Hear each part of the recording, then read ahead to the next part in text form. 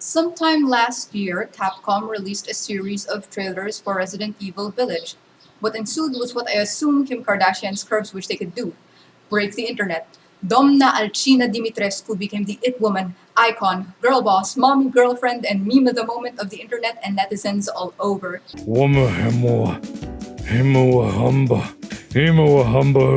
Except for me, I was meh on most RE biohazard content till I knew of RE8's story. When I got to the story, I didn't sim for Alcina. I sim for a brother, and boy, am I down bad. Get down. Get down. Okay, so I know where the attraction lies. Does it make me feel any less blindsided by it? Fuck no! I'm Zarbongsi Simstal, and this is, aside from loving Karl Heisenberg hours, Channel Zarobsky. Like, for the record, I've never been into Resident Evil, aka Biohazard. I'm more of the Evil Within kind of gal and have only played the arcade game of Silent Hill.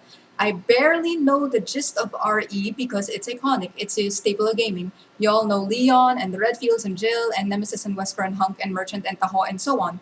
I was kinda eyeballing the remakes for 2 and 3, not because I'm a monster fricker, but because the remakes I feel would scratch the itch that the Evil Within left behind. I'll save the cyclical discussion of those two franchises for another time. And who wouldn't want to wander around the halls of this gorgeous precinct that was converted from an art museum? I'm gonna save talking about retrofitting and repurposing historic sites for another time too. Point is, I never got the remakes and I ain't into RE. Then I decided to listen and watch RE8 story on a whim. First playthrough I watched was Kuya Panji's. He on Twitch and on here he's at Panji's the Nerd Master along with his lovely then fiance now wife. Everybody say congratulations. And I loved it. I love this dark fairy tale that could possibly be a standalone title. There are some references to Seven, but that's negligible to me, who's mainly an outsider. I can just Google and wiki whatever happened to the Bakers. I am a sucker for fictional factions, though, speaking as a Ravenclaw who might be low-key worshipping Zeech, and was torn on what I'd rather be in, House Beneviento or House Heisenberg. Guess who I chose? And spoiler throughout this video, this is y'all's first and only warning. Proceed with caution, spoilers ahead. I was surprised that Heisenberg actually approached and tried to ally with our eight-fingered, headless, faceless protagonist who isn't Miles Upshur. And as Magneto Nick Cage is talking, I'm like, oh, so that's his deal. Understandable. I hope this doesn't stir anything in me, and if it does, it's probably just a fluke.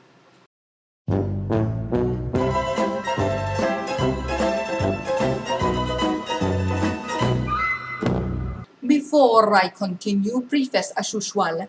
Mute me or get your own music if you want only the speed paint. Y'all know what it is. TY na lang if y'all prefer to listen to my ramblings.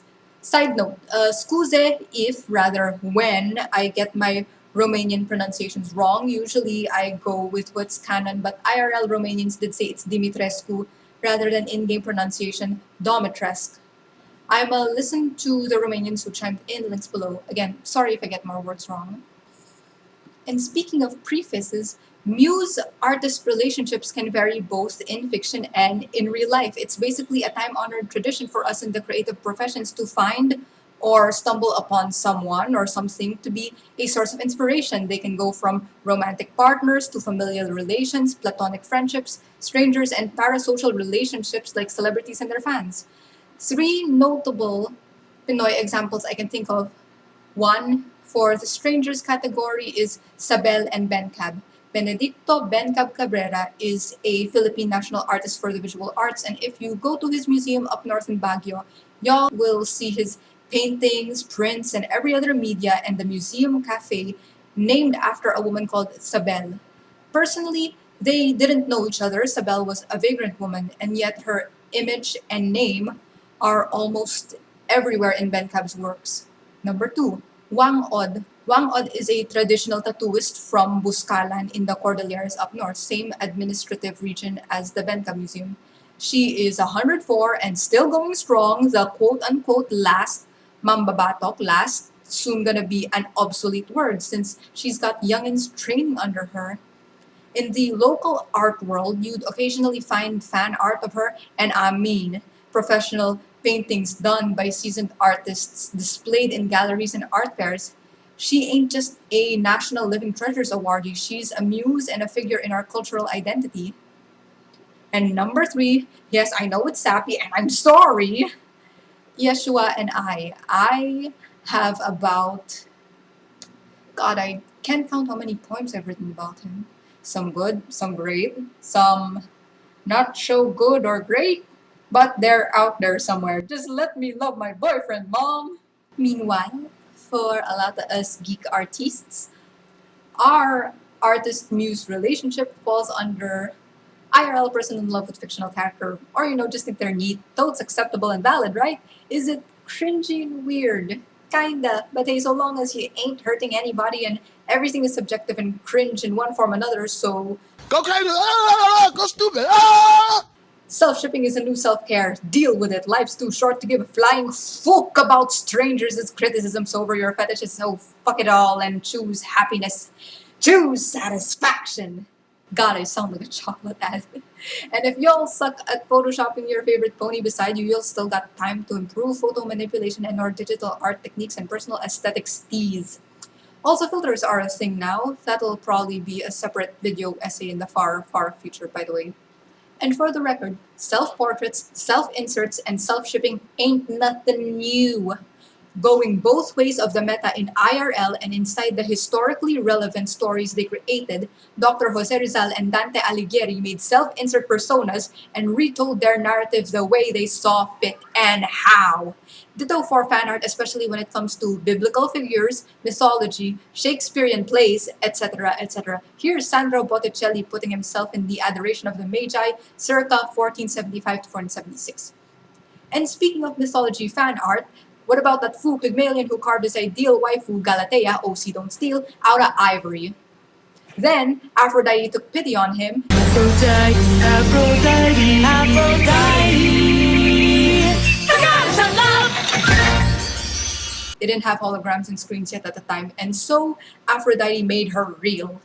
Self-inserts and self-portraits are a form of practice, study, a way to know thyself, and they are rites of passage that are older than dirt. I ought to know. I wrote an award-winning undergrad thesis on the subject matter, and never let anybody shame you for that. Terms and conditions may apply, of course, on a case-by-case basis, but for now, live! And might I add, you children have it so easy now. Archive of our own's got tags and warnings and shit. Easy navigation between chapters and a button in case y'all want to read the whole thing in one go. Back in my day, the UI was a little more clunky, pal. I should know. I lived through those platforms and produced themed terminology. I might as well make a not-so-all-encompassing tier list of fanfiction sites. Will I do it? Who knows? Maybe you will if you subscribe to get crystallized. But while we on the topic, Is It Me or every other American adaptation of classical myth either starts with the letter H and or has an absolutely banging soundtrack?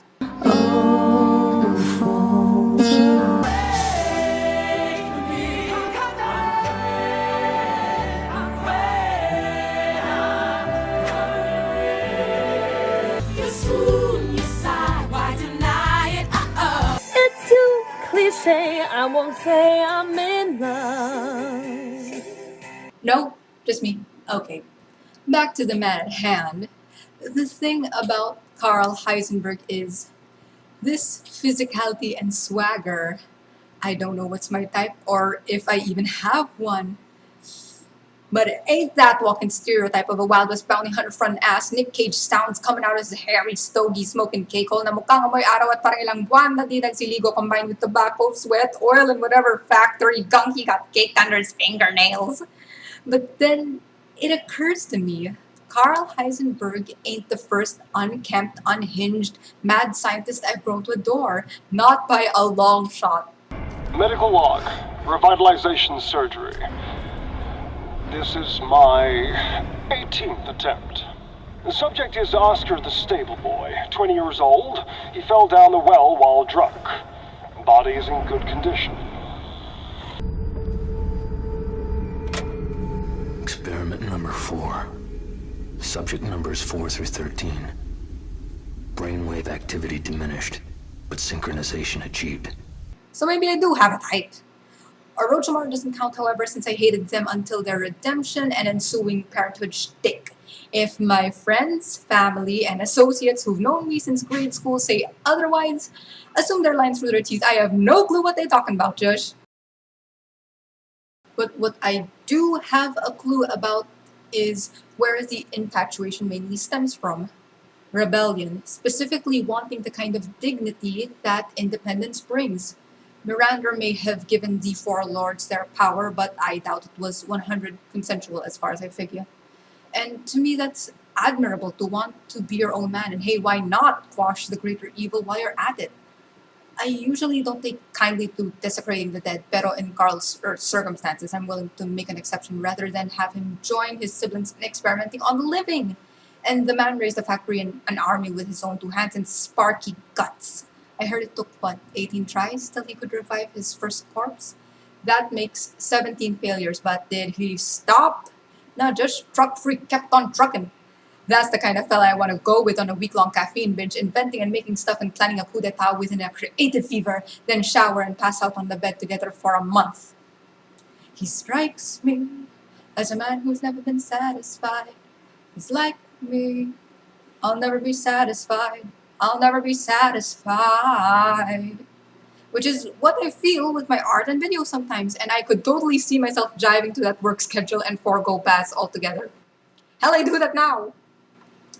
Don't do that, IRL. Please hydrate and sleep and shower and take frequent breaks. And don't forget to eat and use the toilet and breathe. Not exactly in that order or all at once, but please take care and pace yourselves. I went from my last video straight to this one and I got sick. Meanwhile, I gotta stop forgetting taking my vitamins and supplements. Anyway, back to gushing over the steampunk murder hobo and his work ethic. And not only is he massively intelligent, TV Tropes knows what's up. As for the voice, Neil Newbon was hella entertaining. He also played Kamsky in Detroit Become Human. Neil as Heisenberg is so goofy and stupid, it makes me laugh in the best way. Some people have said it counts as a transatlantic accent, but I don't hear it. One comment speculated that he could have possibly learned it by being able to tap into radio and TV programs and seeing and hearing showmen of today, and I can see it happening. And like Corpse Husband, the voice is hella entertaining but does nothing for me. Until I was listening to the recordings and realized he purrs, especially at the tail end of You mean you'll screw around with him in private? Where's the fun in that? Give him to me, and I'll put on a show that everybody can enjoy. the basura cowboy purrs for a beat, and my mind just short circuits for a split second, and I'm like, that was trippy. Do it again.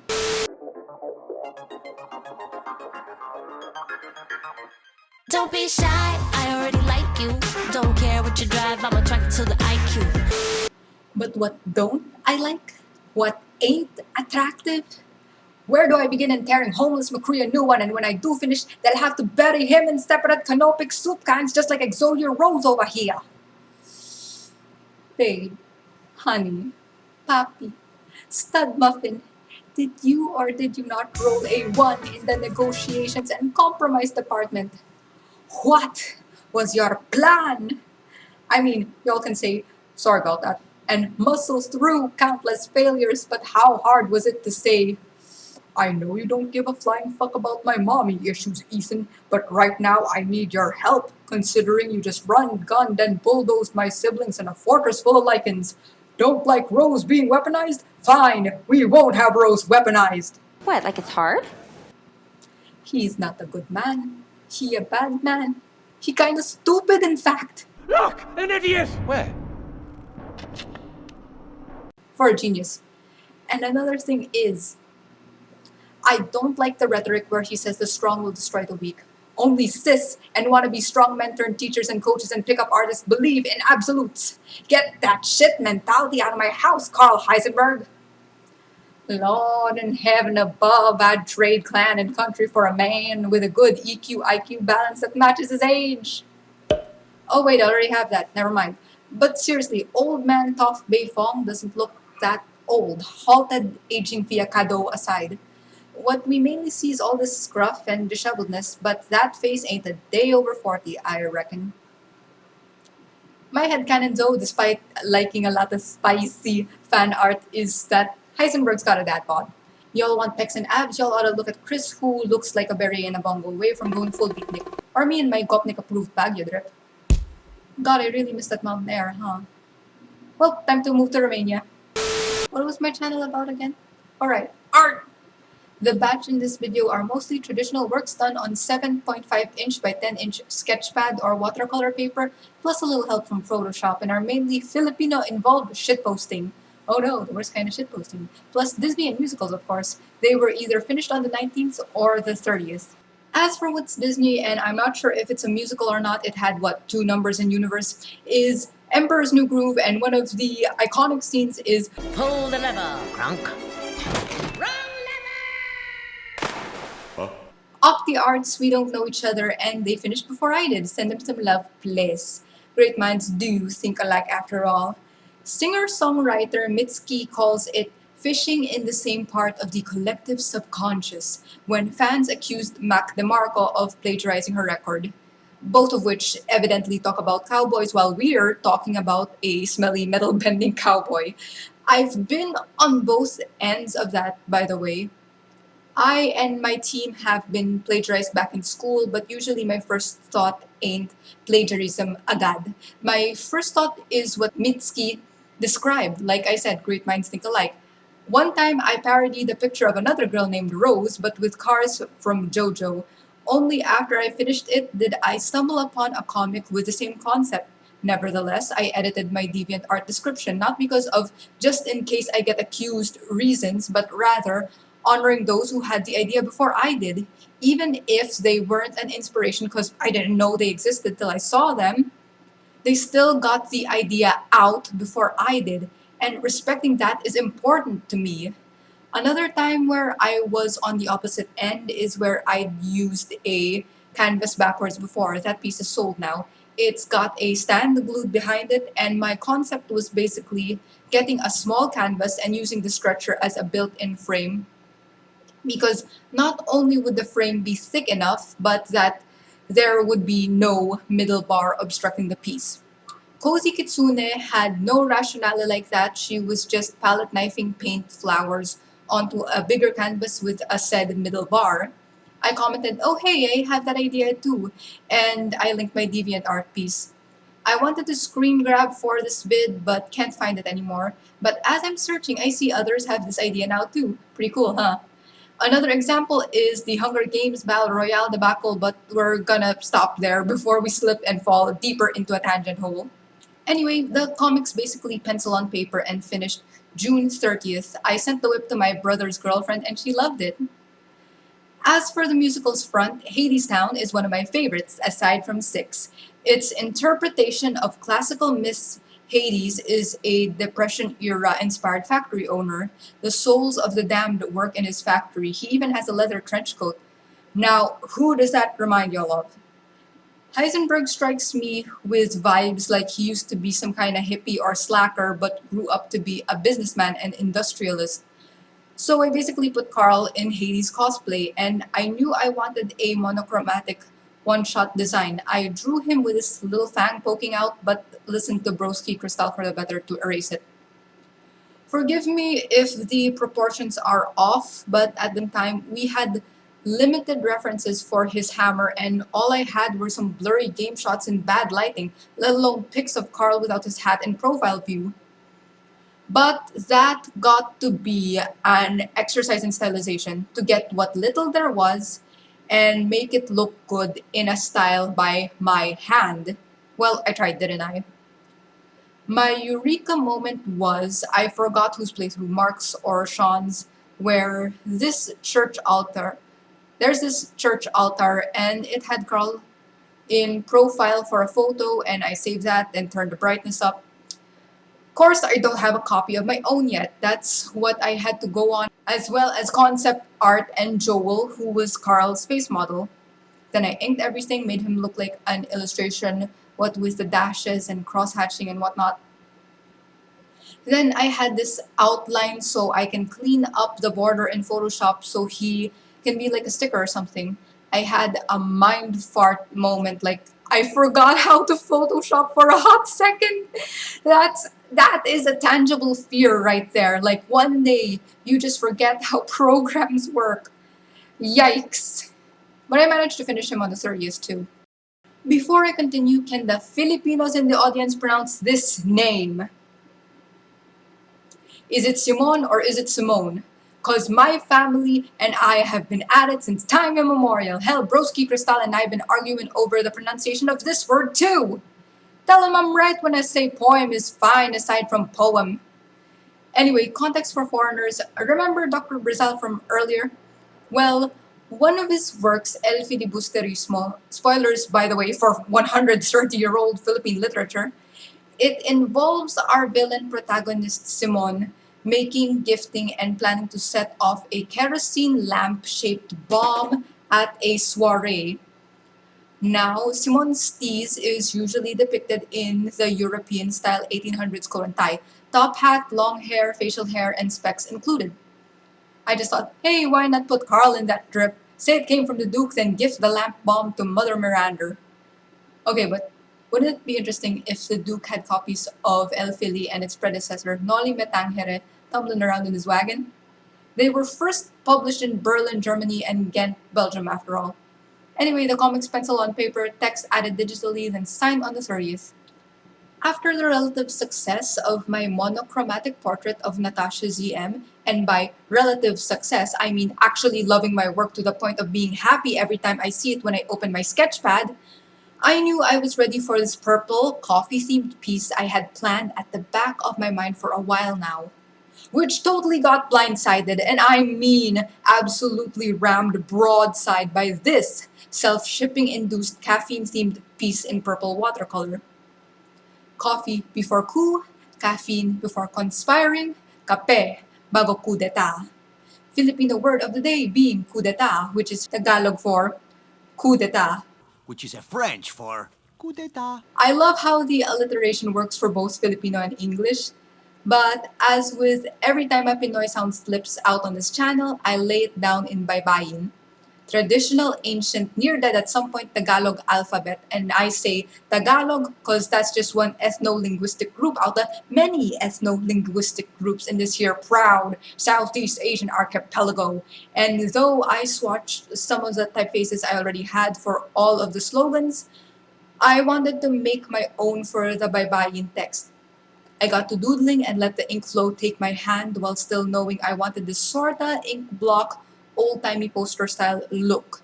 Then ditto for the English words, and then started hoarding toast references and positioning selfies. After that, I didn't expect to follow up with the lyrics from Hamilton's Aaron Burr number. I guess the line that got me was lock up your daughters and horses, or that the word brew could either mean beer or coffee, but I changed sun to hun. Either way, it rhymes with to the revolution. As for references, I used Post-it for figures, and I was into rewatching Princess Mononoke at the time, so I took some gun references from there. This one gun is based off of very old guns called arquebuses, and y'all can learn them on the Princess Mononoke imfdb.org page, linked below. The OC that bears my likeness on the page, I named her Aksana, and might make a separate video of her eventually. She takes inspo from rockabilly and World War II factory workers. I kinda say her love story with Karl Heisenberg does have very, very little bits of Princess Mononoke in it, sure. If y'all can picture San falling in love with Eboshi instead of Ashitaka. When I finished Kape Bago Kudeta, I didn't feel happy. I scanned it, I cleaned it digitally, and it felt too clean. It felt lacking. I felt like I should have washed the paper before painting a coffee and or tea wash for that layer of meta and staining at least. Hell, I even attempted swatching digital effects with this homemade watercolor texture I had lying around in my PC folders, but decided against it.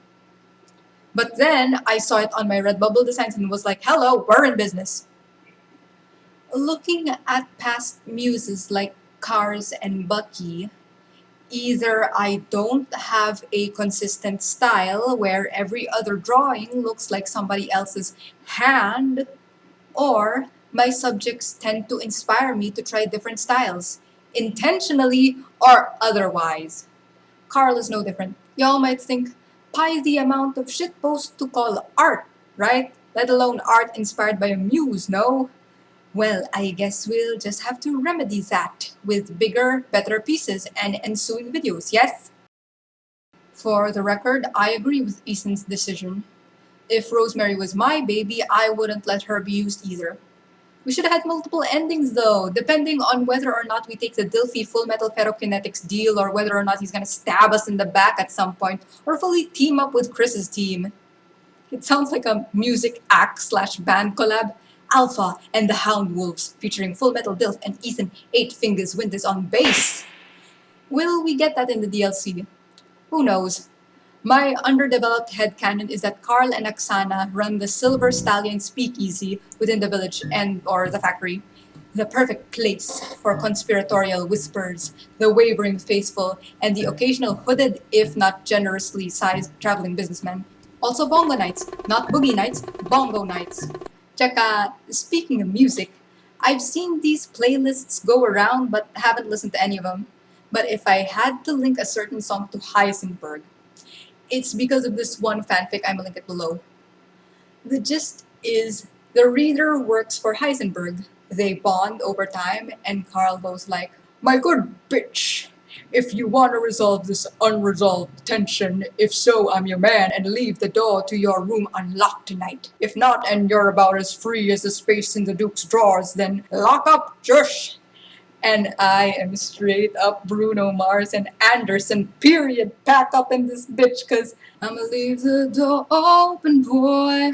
I'ma leave the door open, open. Let you feel the way I feel, and you want me like I want you tonight, baby. Tell me that you're coming